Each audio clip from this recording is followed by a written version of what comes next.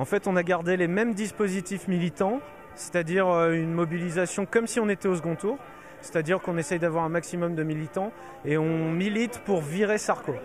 Virer Sarko et préparer le premier tour de la législative en fait. Parce qu'on est le front de gauche, qu'on a quand même un programme qui est très différent du PS, qui est loin d'être on va dire une austérité de gauche.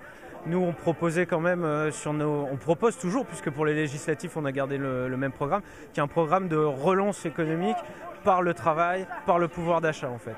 Et on ne peut pas faire un blanc-seing à François Hollande et lui dire vas-y mec, il n'y a pas de souci, le front de gauche est derrière toi à 100%. C'est pas ça du tout en fait. Ça tombe sous le sens pour nous. On ne peut pas du jour au lendemain changer de discours, c'est pas possible. Puis même, moi je me sentirais pas à tenir un discours voter Hollande, il est génial et tout. Non, c'est pas. Non.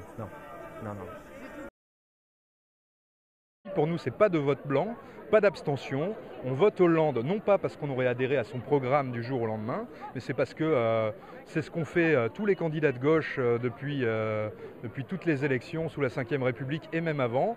Quand il y a un candidat de gauche et un candidat de droite au deuxième tour, on appelle à voter pour le candidat de gauche et on espère que le jour où le candidat de gauche au deuxième tour sera celui du front de gauche, nos amis socialistes feront la même chose.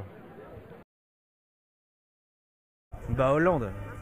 J'aurais pas le score, mais Hollande. Et j'espère largement. On fera tout, il ne faut pas qu'il y ait une voix qui manque à François Hollande et on fera tout pour que ce soit Hollande président.